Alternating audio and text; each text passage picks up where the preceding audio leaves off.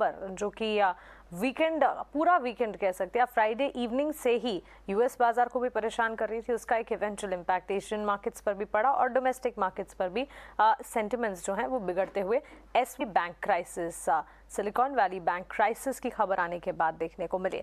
ये क्राइसिस क्या है, इसके मायने क्या हैं, इससे कहाँ कहाँ कौन से स्पेसेस पर फर्क पड़ता दिख सकता है, ये जानना आपके लिए ज़रूरी है।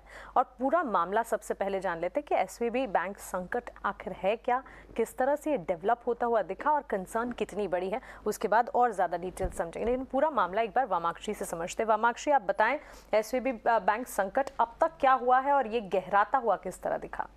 जी बिल्कुल, अगर हम देखें एसवीबी यानी कि सिलिकॉन वैली बैंक, ये उनके शटडाउन से पहले यूएस का 16th लार्जेस्ट लेंडर रहा है और इनफैक्ट इनका जो फेलियर हुआ है वो वॉशिंगटन म्यूचुअल इंसिडेंट के बाद अमेरिका के बैंकिंग सिस्टम में बिगेस्ट बैंकिंग फेलियर के रूप में माना जा रहा है। पिछले कुछ दिनों पर हम रिकैप करते हैं और देखते हैं क्या हुआ है एग्जैक्टली। तो मार्च 8 को हमने देखा था कि पोर्टफोलियो से $21 बिलियन के सिक्योरिटीज कम भाव पर बेचे गए थे। उसी के ठीक एक दिन बाद हमने देखा था कि कंपनी ने सारे ही अवेलेबल फॉर सेल सिक्योरिटीज को अपने पोर्टफोलियो में से निकाल दिया था और एनआईआई यानी कि नेट इंटरेस्ट इनकम के जो फोरकास्ट थे, कंपनी ने ऐलान किया कि एनआईआई में भारी गिरावट के अनुमान उन्हें नजर आ रहे हैं। और इसी के चलते हमने देखा था कि एसवीबी के शेयर्स करीब 41% तक टूटे थे। इनफैक्ट 1998 के बाद ये सबसे बड़ी गिरावट थी ये स्टॉक के लिए।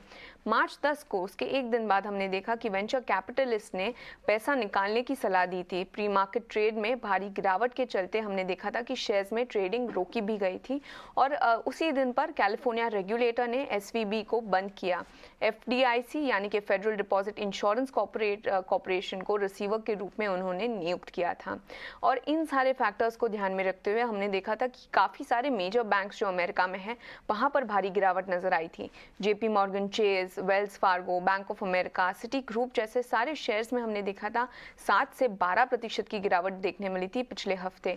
इनफैक्ट फर्स्ट रिपब्लिक बैंक भी है, यहाँ पर हमने देखा था करीब 33% की गिरावट थी और पैकवेस्ट में करीब 55% की गिरावट थी। इसी के ठीक बाद हमने देखा था कि फाइनेंशियल रेगुलेटर्स कुछ स्टेप्स ले रहे थे, तो उन्होंने इमरजेंसी मेजर्स रोल आउट किए हैं और डिपॉजिटर्स को अपने पैसे निकाल पाने का विकल्प भी किया है आज से। टैक्स पेयर्स को बैंक रेजोल्यूशन से कोई नुकसान नहीं होगा, ऐसा भी उन्होंने कहा है।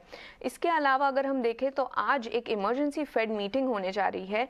ये क्लोज डोर इमरजेंसी मीटिंग होगी आज और डिपॉजिटर्स का भरोसा बढ़ाने और पैनिक रोकने पर ये मीटिंग में फोकस किया जाएगा।